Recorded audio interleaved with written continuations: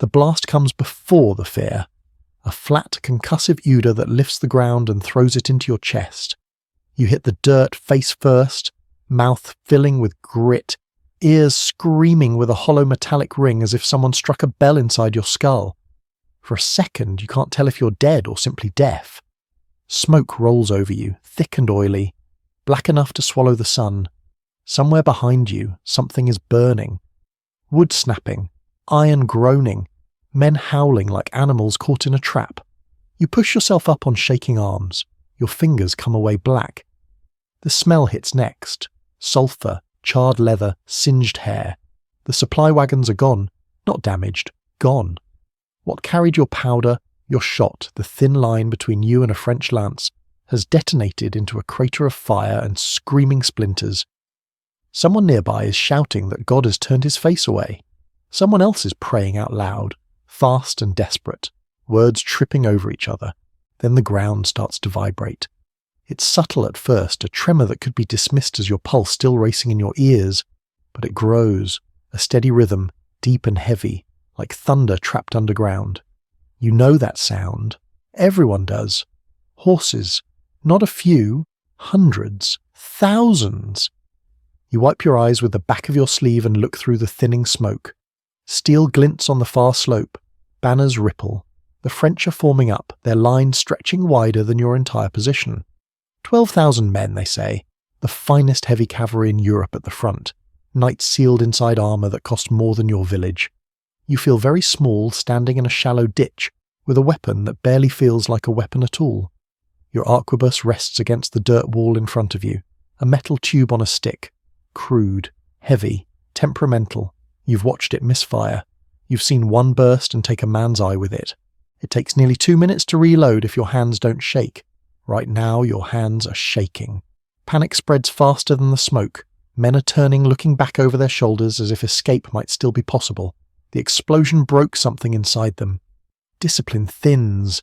You can feel it, like a rope about to snap.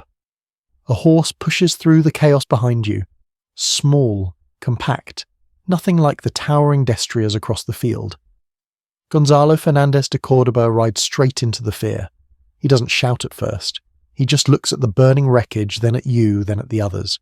His face is tight, jaw locked, eyes bright with calculation and something else. Terror, maybe, carefully buried. "Good news," he says, loud enough to cut through the noise. "These are the lights of our victory. We won't need artillery tonight." It's a lie. You know it.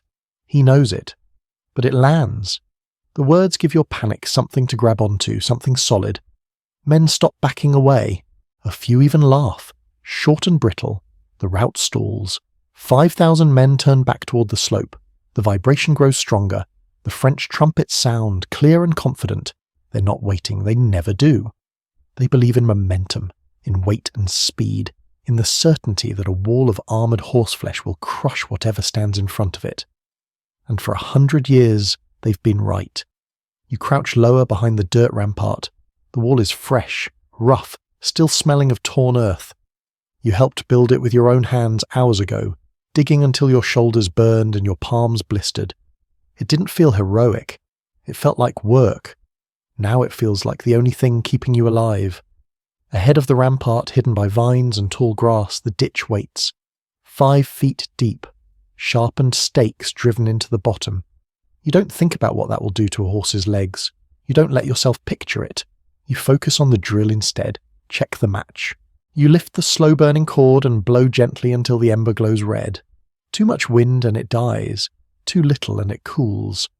The smell of burning hemp mixes with the smoke from the wagons. A bitter, acrid fog that stings your eyes and throat. You lean the arquebus against the dirt, letting the wall take some of its weight. Your arms are tired. Everyone's arms are tired. The French start moving, not charging yet. A controlled advance, armour clanking, horses snorting and stamping. From here, it looks magnificent. A moving forest of lances angled toward the sky. Silk banners snapping. The sun sits low behind them, turning their armour into sheets of blinding gold. You squint and look away. They're laughing. You can hear it now, carried across the field. Shouts, jokes, confidence thick as wine. To them, you're peasants hiding behind a mound of dirt. They don't see the ditch. They don't respect the shovel. Someone near you whispers a curse. Someone else kisses a scrap of cloth tied around his wrist. No one talks about running anymore. There's nowhere to run to. The trot becomes a canter. The canter becomes a gallop. The vibration in the ground turns into a hammering that rattles your teeth. Horses lower their heads. Knights drop their lances into place. This is the moment that breaks infantry lines. This is when men usually throw down their weapons and scatter. You don't scatter. The order moves down the line without shouting. A dropped sword, a sharp whistle. You bring the arquebus up, resting the barrel along the dirt wall. You don't aim at a man. You aim at the mass. You're close enough now to see individual plumes, the seams in their armour, the white around a horse's eye. They're almost on top of the ditch before they realise it's there. The front rank checks instinctively. Horses rear, hooves scrabbling in loose soil. The knights behind them keep coming, momentum shoving bodies forward into a space that suddenly doesn't exist. The charge collapses into itself, a screaming knot of iron and flesh. Fire! You pull the serpentine down. The match touches the priming powder. The world explodes again, but this time it's on purpose. The sound isn't a crack. It's a single, tearing roar that slams into your chest and rattles your bones. White smoke erupts from the line all at once, so thick you can't see your own hands. Your arquebus kicks back hard, bruising your shoulder. You don't know if you hit anything. You don't need to know. The second rank steps forward as you duck to reload. Hands move on instinct, measured and practiced despite the chaos. Powder, wad, ball. Ram it down. Your breath comes fast and shallow. You can hear screaming now, high and animal, cutting through the thunder of guns. Another volley, then another. Somewhere in that choking smoke, noblemen are dying without ceremony. Armour that turned swords and arrows for a century is failing against cheap lead and chemistry. Horses scream as bullets tear through unarmoured necks and chests. Men fall, crushed under their own weight, unable to rise in the mud. You catch a glimpse through a break in the smoke, a man in bright armour tumbling from his saddle, hitting the dirt hard and not moving again. He looks no different from anyone else when he's on the ground. The guns keep talking. The ditch fills with bodies. The air tastes like metal and sulphur. Your ears ring, but the fear is gone now, burned away by noise and repetition, and the simple, brutal clarity of the moment. Load, fire, duck, breathe. Behind you, the German pikemen shift, lowering their long spears, ready for anything that makes it across. To your sides, Spanish cavalry waits, not to charge, but to seal the edges of the killing ground. This isn't a battle the way stories tell it. It's a machine doing what it was built to do. Geometry, timing, exhaustion, fear. You don't think about history. You think about staying alive for the next 30 seconds, and then the next. The knights came expecting to break you. They've ridden into something else entirely. 5-10 B6 B3 before D4 by D5 6-7 tusten Steven. The smoke does not lift when the firing slows. It sinks instead, clinging low to the ground, crawling along the ditch like something alive. Your lungs burn every time you draw breath. The taste of powder coats your tongue, bitter and metallic, impossible to spit away. Somewhere in front of you a horse screams, high and broken, the sound cutting straight through the ringing in your ears. It goes on too long. You know what that means. Something is trapped and dying. You reload again. Your fingers move without thought, numb, blackened, shaking only when the rhythm breaks. The line has lost its clean cadence. Men are coughing. One of the arquebusiers to your left retches violently, doubling over, bile splashing into the dirt. Another is crying, quietly, like a child trying not to be heard. No one looks at them. There is no room for that kind of attention. Through the smoke, shapes move. Some of the French have made it to the ditch, not across, into it. Horses lie tangled together, legs snapped at impossible angles, armoured bodies crushed beneath them. Knights thrash like beetles flipped onto their backs, their weight pinning them in place. Armour that made them invulnerable on horseback now traps them, seals them into the mud. They scream orders, curses, prayers. No one answers. A few try to climb. Hands grasp at the dirt wall, fingers slipping in loose soil. One helmeted head rises above the rampart, visor streaked with blood and grime.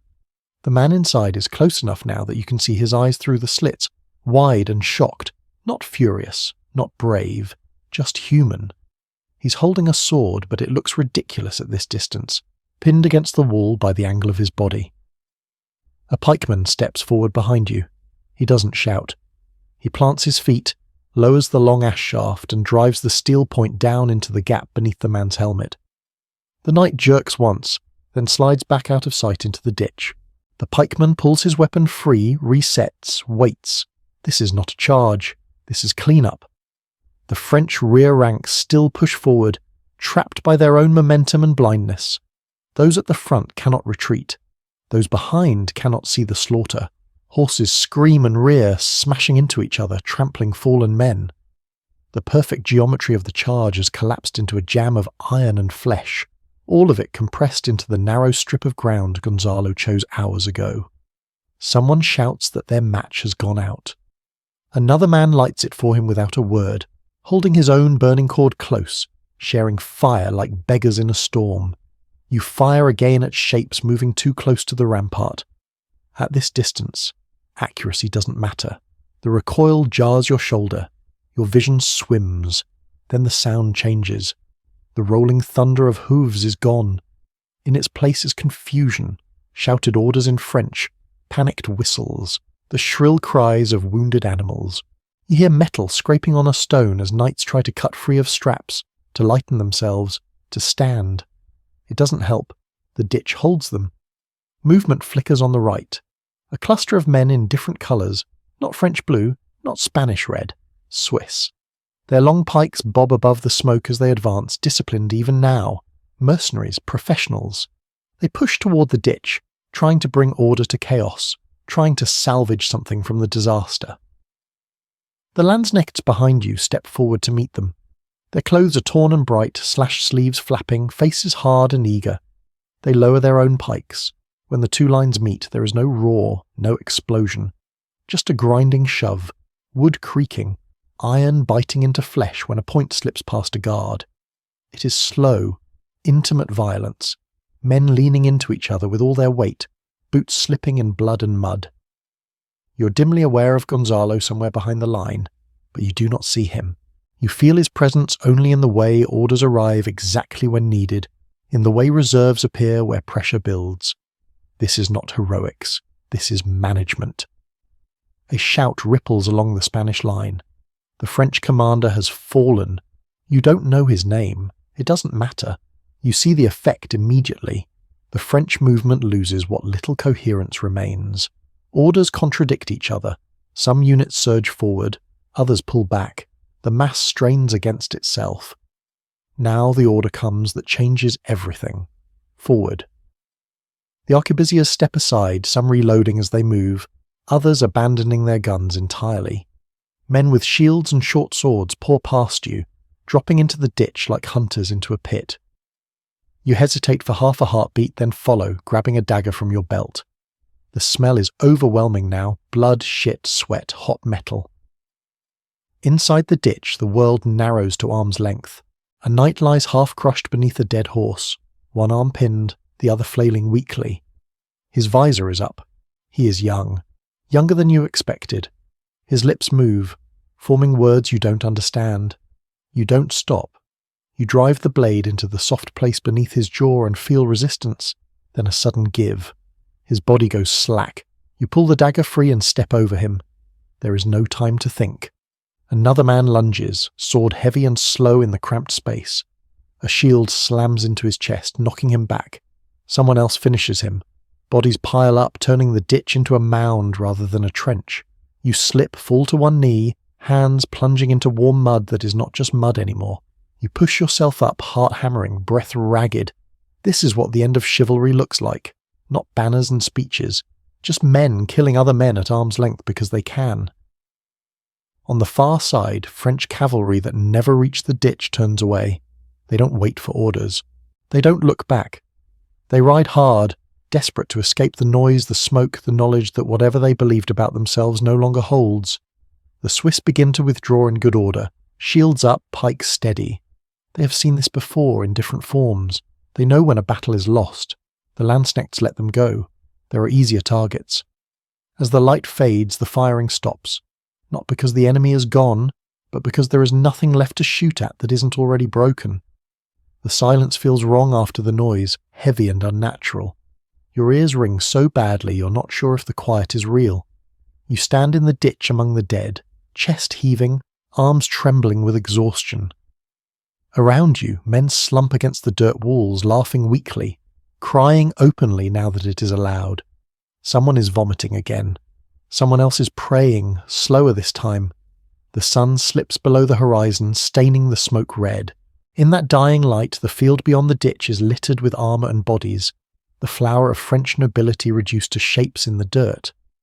There will be songs about this someday, stories told by men who are not here. For you, there is only the weight of your body, the ache in your hands, and the knowledge that you're still breathing when many others are not. The machine has done its work. Night does not arrive cleanly. It leaks in through the smoke, pooling in the low ground first, turning the ditch into a black trough of bodies and broken gear. Your eyes sting as the light fades, struggling to adjust after hours of white flashes and dust. Every muscle in your body hums with a dull electrical ache.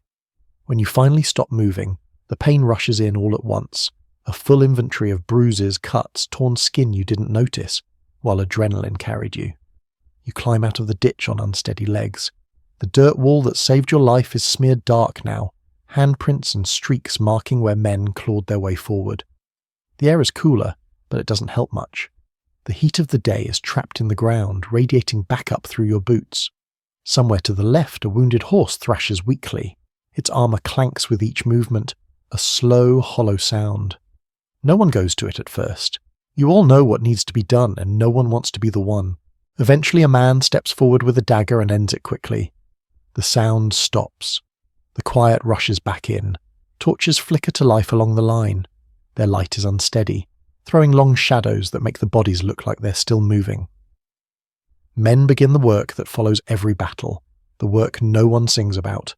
They strip the dead of anything useful, not trophies, necessities, knives, boots, belts, intact armour plates that can be hammered back into shape.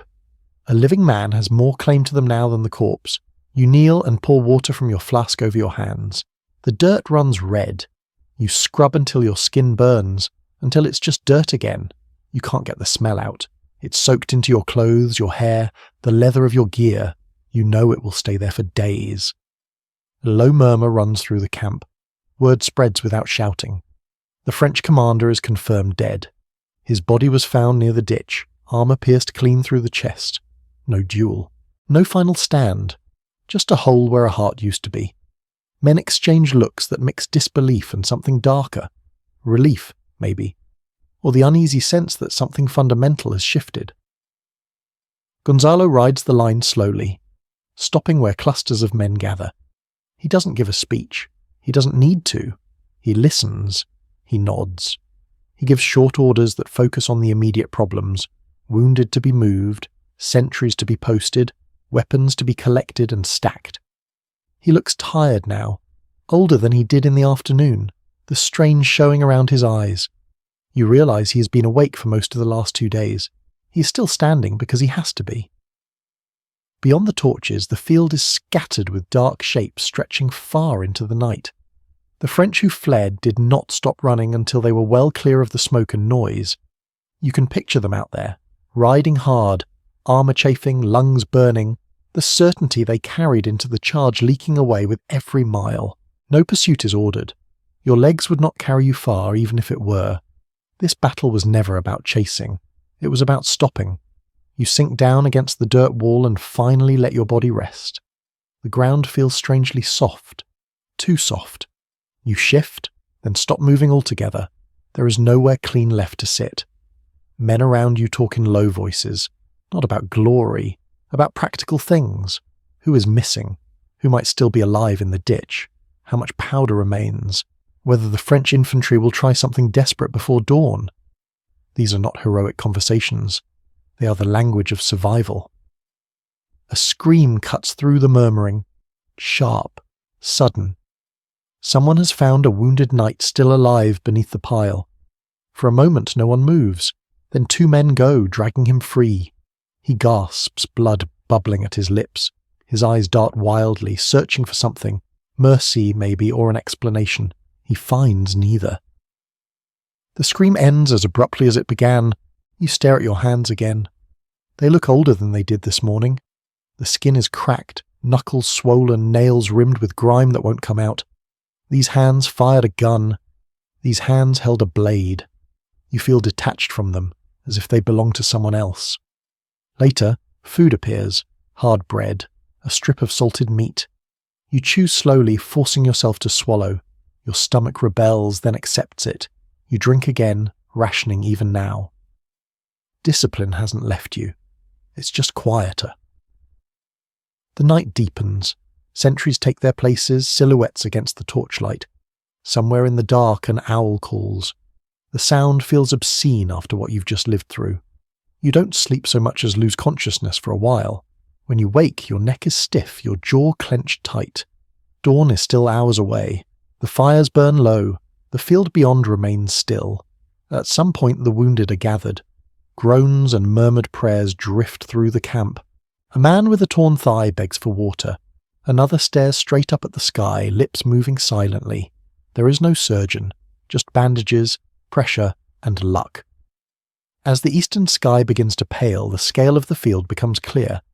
What was hidden by smoke and darkness now lies open. Armour glints faintly in the growing light. Bodies lie where they fell, some twisted together, others alone. The ditch is no longer a trench. It is a mound. Men walk it carefully, stepping from body to body, checking for signs of life. They move with the calm efficiency of farmers inspecting harvest. You feel a chill that has nothing to do with the morning air. This is what victory looks like up close. The realization settles in slowly, heavy and undeniable. Something has ended here. Not just the French attack, not just this campaign. The way war works has changed, and you were standing in the middle of it when it happened. You don't have the words for it. You just feel it. A shift in the ground beneath your feet as real as the ditch you dug. When Gonzalo gathers the officers, you watch from a distance. Maps are spread on a shield. Fingers trace lines. Plans are already being made for what comes next. There will be another town, another field, another line to hold. You stand, stretching aching muscles, and shoulder your gear. The arquebus feels heavier now, or maybe you are just more aware of what it does. The sun clears the horizon, washing the field in pale gold. In that light there is nothing romantic left, just the aftermath of decisions made under pressure, measured in bodies and silence. You turn away and get ready to move again. By mid-morning the field is silent in a way that feels deliberate, as if sound itself has learned to keep its distance. The bodies remain where they fell. No time is spent arranging them. The dead do not need order, the living do. You move again before your legs are ready. Packs are lifted, weapons checked, powder counted grain by grain. The army does not celebrate. Celebration wastes energy, and energy is the one thing you cannot afford to squander. Gonzalo understands this. He orders the line broken down with the same calm precision that built it. Stakes are pulled from the ditch. Loose armour is gathered. Anything useful is stripped from the field. What cannot be carried is smashed or burned. You leave nothing behind that might be turned against you. As you march away from Cerignola, the vineyard recedes behind you, its neat rows torn and trampled, vines snapped under iron-shod hooves. Farmers stand at a distance watching silently. They do not cheer, they do not curse. They simply look at what happened to their land and calculate how long it will take to recover. War is not new to them. This is just a different flavour of it. Your boots rub raw patches on your heels. Each step sends a jolt up your spine. The smell follows you. Smoke and blood clinging stubbornly despite the breeze. Men walk with their heads down, eyes on the ground, conserving breath. When someone stumbles, another takes his pack for a while without comment. You're no longer individuals. You are parts of something moving forward because stopping is not an option. Scouts ride ahead and return with reports delivered in short, efficient phrases. The French infantry has scattered. No organised counterattack is coming. The road ahead is open. This information moves down the line like a current, easing tension without lifting it entirely. You've learned how quickly certainty collapses. At a halt near midday, Gonzalo gathers the captains. You are close enough to see his hands as he gestures over the dirt. They are steady. That steadiness spreads outward, quiet, but powerful. Orders follow. The formation adjusts. Arquebusiers are redistributed among the pikes. Not clustered, not isolated. The lesson of the ditch is already being refined, stripped of anything accidental. You realise then that Cerignola was not a single clever trick. It was a test, and it worked. The afternoon drags. Heat presses down again, unforgiving. Water is rationed. You sip, not drink. Conversation is minimal. When it happens, it circles the same themes. The moment the horses stopped, the sound the guns made, the way the French line folded. No one boasts. They speak the way men talk about storms they survived, not enemies they defeated. Toward evening, the column halts again. This time, camp is established with intention. Pikes are planted outward. Arquebusiers take positions where they can fire without crossing lines. Fires are small and controlled. Smoke is kept low. Everything about the arrangement says the same thing. If someone comes, they will find you ready. As darkness falls, fatigue settles deep into your bones. You sit back against a pack and clean your weapon. The motions are familiar, almost comforting. Oil the metal. Check the pan. Dry the match. The arquebus does not care what it did yesterday. It will perform tomorrow if you prepare it correctly. There is a brutal honesty in that. Nearby, men argue quietly over a dented breastplate. It belonged to a French knight, expensive and well made despite the hole punched clean through it. They decide to cut it into pieces that can be reforged later. No reverence, just practicality. The age that valued such things as symbols died in the ditch. Sleep comes hard and light. Every noise snaps you awake. The crackle of a fire sounds too much like gunfire. A shifting pack feels like movement in the dark. When morning arrives, it is almost a relief. The days that follow blur together. March, halt, dig, form, drill. Gonzalo pushes the routines hard, refining them. Arquebusiers practice rotating fire until their movements are automatic. Pikemen learn how to open and close lanes without confusion. Cavalry drills not in glorious charges, but in restraint, in timing, in covering gaps. You feel the army changing around you, becoming something denser, more cohesive. Word of Cerignola moves faster than you do. Messengers ride ahead. Towns open their gates without a fight. Supplies appear where there were none before. The French name carries less weight now. Fear shifts direction. You feel it in the way local militias watch you pass, wary but respectful, as if uncertain what you're capable of. At night, when exhaustion peels back the layers of discipline, doubt creeps in. You think of the man you stabbed beneath the jaw, of the way his body went slack. You wonder how many more times you will feel that resistance, that sudden release. You push the thought away. Thinking like that gets you killed. One evening, as the sun bleeds out across the horizon, Gonzalo walks through the camp alone. No escort, no fanfare. He stops near where you sit, sharpening a blade. For a moment he watches without speaking. "We hold because we prepare," he says finally. His voice is quiet, almost conversational. "And because we choose where the enemy spends his strength." Then he moves on. That is all. No speech, no praise. Just a statement of fact. You understand it in your body more than your mind. At Cerignola, the French spent everything in one furious rush. Here, you spend nothing you cannot afford. The road ahead stretches south, then east. There will be more fights, smaller ones, messier ones. Not every enemy will charge blindly. Some will adapt, some will learn, but not quickly enough. As weeks pass, the shape of this new way of fighting settles into muscle memory. You no longer think of the arquebus as strange or unreliable. It is simply part of the formation, like the pike, like the shield. Alone, each piece is vulnerable. Together, they are hard to break. You catch your reflection in a stream one morning and barely recognize yourself. Leaner, harder, eyes more cautious. The boy who arrived in Italy hungry and scared feels distant now, like someone you once knew. When you think back to the ditch at Cerignola, it no longer feels like chaos. It feels inevitable. A problem solved under pressure. A line drawn and held. You shoulder your weapon and step back into formation as the column moves out again. The future is no longer something abstract. It is a set of drills, a rhythm of movement and fire, a discipline that turns fear into something usable. Whatever comes next, it will meet you prepared. The war does not end with a single field of bodies, it never does. It thins, it shifts, it reorganizes itself around what it has learned. You feel that change the next time steel meets flesh, and the time after that, and the time after that. Cerignola becomes less a memory and more a template, something you carry in your muscles rather than your thoughts. Months later, when another line is formed on another stretch of Italian ground, there is no ditch waiting for you. The earth is hard, rocky, uncooperative, so you make your own geometry out of people instead of soil. Pikes sink into the dirt at measured intervals. Arquebusiers take their places on the corners, protected, overlapping fields of fire like invisible walls. Cavalry holds back, not eager, not impatient, waiting for the moment it is actually needed. The enemy comes on foot this time, cautious, smarter.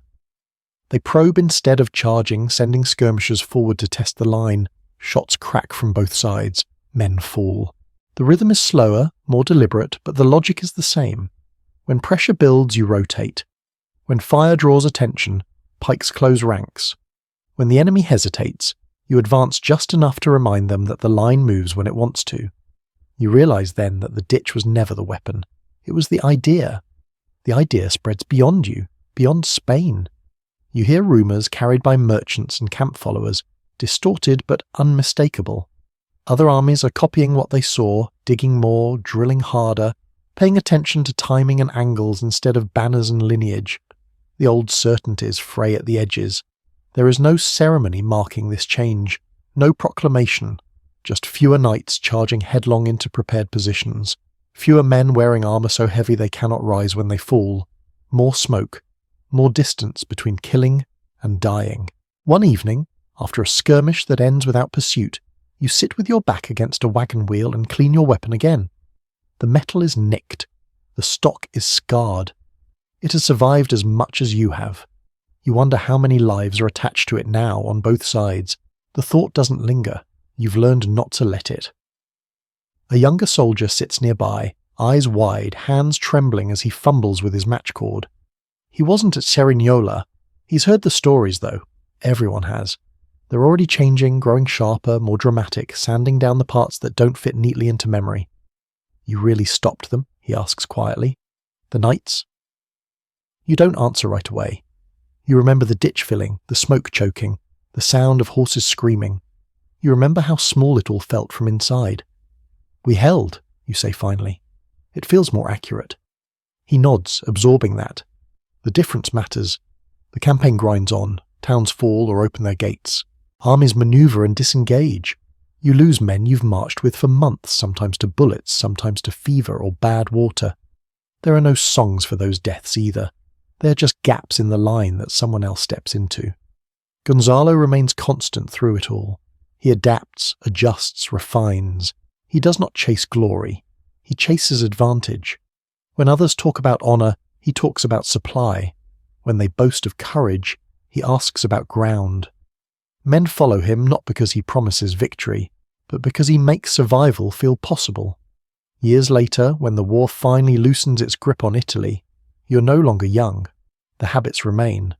You still wake at small noises. You still calculate distance and cover without thinking. The smell of smoke carries weight it didn't before. When you leave the army, there is no grand farewell. You turn in what gear you can't keep. You walk away lighter in equipment and heavier in memory. The world feels oddly exposed without a formation around you. Sometimes you hear people talk about the old days, about knights and chivalry and how war used to mean something. They speak with nostalgia, as if courage alone once decided everything. You listen without interrupting. You know better. You know what it felt like to watch a wall of steel lose its momentum and become a pile of trapped men. You know the sound guns make when fired together, the way it flattens fear into something manageable. You know how quickly symbols fail when they meet physics. The future keeps moving whether anyone likes it or not. New formations appear, new weapons, The balance shifts again and again, but the lesson holds. War is not a story about who deserves to win. It is a calculation performed under pressure, paid for in bodies. Years from now, someone will build a marker near Cerignola, stone instead of dirt, clean lines instead of broken vines. People will stand there and try to imagine what happened. They will talk about dates and commanders and the end of an era. They will not smell the powder. They will not feel the way the ground shook under hooves, or the way relief and horror tangled together when the firing stopped. They will not understand how ordinary it felt from the inside, how unremarkable the moment seemed while it was happening. You understand because you were there. When you close your eyes, you still see the ditch, not as it looks now, but as it was before the charge. Empty, quiet, just a line in the dirt that most men would have dismissed, a place where the world tilted without announcing itself. You learned then that survival favours those who prepare, who adapt, who accept that the rules change whether you want them to or not. You learned that discipline can outweigh bravery, that timing can break strength, that fear can be shaped into something useful. Those lessons stay with you longer than any scar. The war passes into history. You pass into anonymity. No one writes your name down. That too feels appropriate. Because the future was never built by names carved into stone. It was built by men who dug, who waited, who fired when the moment came, and lived long enough to walk away afterward.